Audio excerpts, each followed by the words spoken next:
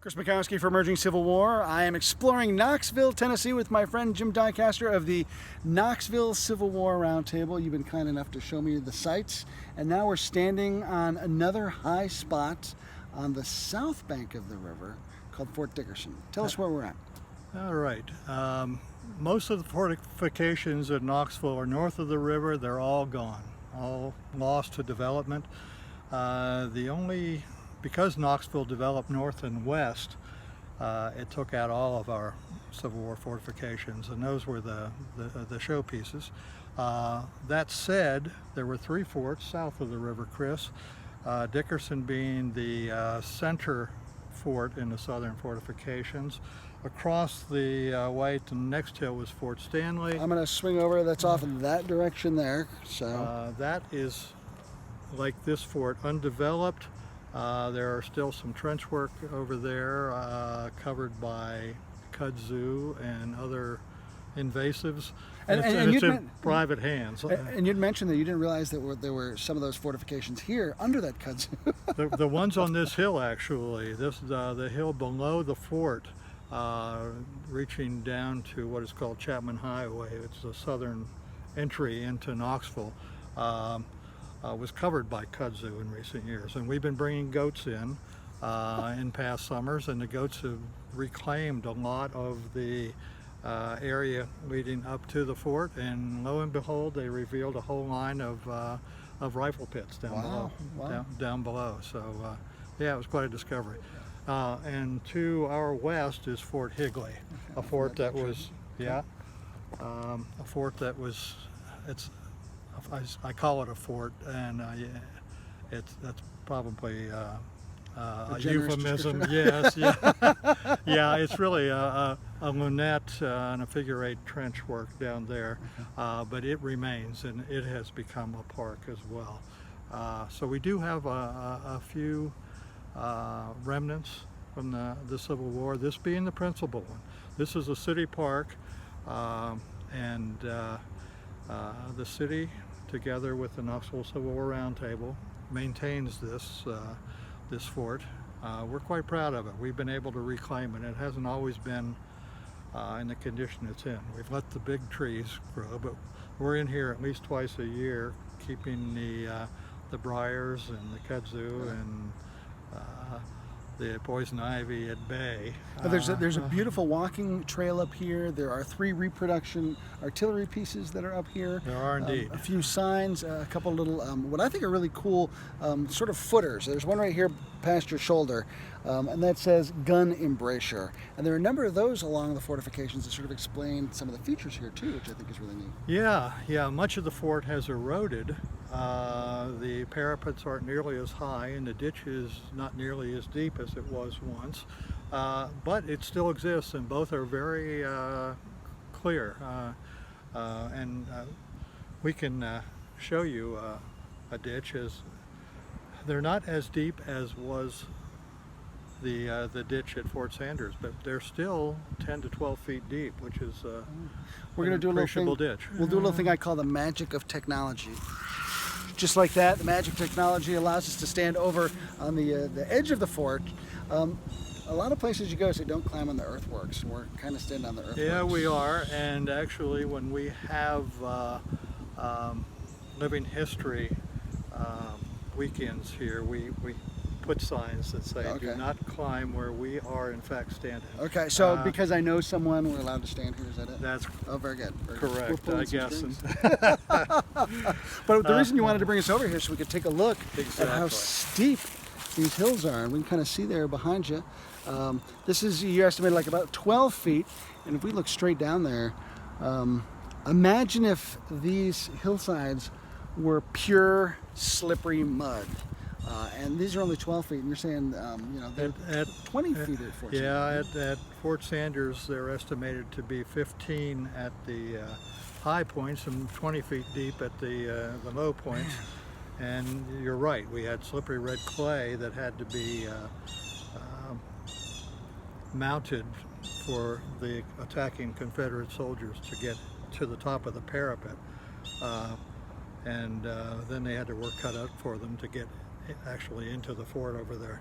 Now, even though we're on the south side of the river, and most of the action was taking place across the river, this as the back door to Knoxville actually played an important part in the early part of the campaign, right? It did indeed.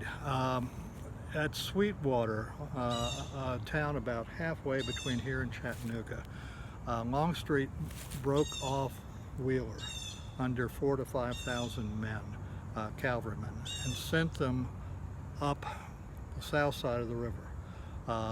His thoughts being that if they could get there while Burnside was still out in the field, and the numbers inside the fortifications of Knoxville, an unfinished fortified Knoxville, if they could get in there through the back door, he would have Burnside exactly where he wanted him, between a rock and a hard place. Wheeler would be the hammer, and Longstreet would be the anvil. And to remind viewers, you talked about in an earlier video how Grant had told Burnside to go out and sort of lure Longstreet back in. So Burnside, with a significant force, is out of the city, which presents a great opportunity for Wheeler if he can get in behind him then. Absolutely, absolutely. The only thing that stood in his way was William Sanders' cavalry, and it was proportionally a much smaller force than what Wheeler had at his disposal. In fact, Sanders was probably outnumbered about 3 to 1, and he first made a stand out in Maryville, about 20 miles or so to the south of Knoxville. Then he fell back, made a second stand at Stock Creek, where he had an imposing ridge to defend, but unfortunately for him, Wheeler found a way around his flanks and outmaneuvered him. At that point, he was probably 8 or 10 miles out of the city, perhaps a little closer than that even. And kind of the race was on. Once Sanders' cavalry were out in the open and outnumbered, they were the quarry, and Wheeler was the. So Sanders has got to get back here to get some protection by that point, then. Absolutely, absolutely. So he's falling back, but there were troops over here. There were infantry troops and some artillery here south of the river. Okay. There was a pontoon bridge that connected the south side of the river with the city itself. It had been used to bring in supplies from the south. Again, you have to remember that this was a Unionist area of Tennessee, so a lot of the foodstuffs, the victuals that were needed inside the fort were being brought in. Victuals. You get a gold star for using the word victuals. So Sanders gets up here to the protection of the gun emplacements that are on these hills, the infantry support that's still in the city, and that saves his bacon from Wheeler.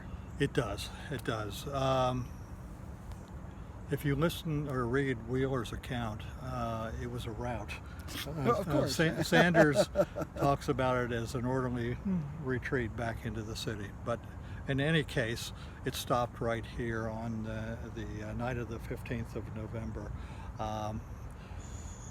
Wheeler ran into some resistance particularly from the infantry here. He encamped just down the road a little bit and gave it a second try the next morning, but found it much too strong to his liking. So he turned and went back downriver and rejoined Longstreet at that point, but not before Burnside had been able to make a stand at Campbell Station, and then again with the same William Sanders. He was here on the 15th and 16th. On the 17th, he was out on the Kingston Pike making a stand out there. With only hours left to live? Exactly. So Sanders is really kind of an unsung hero of this campaign. He really is. He saves the back door, then he gets to the front door and stops that advance. Exactly. That's pretty incredible. It is pretty incredible. And you'd mentioned it was earlier, only fitting that the fort where the fight finally occurred, the big fight, be named after him. He's an interesting man. He's a guy that he was a Southerner by birth.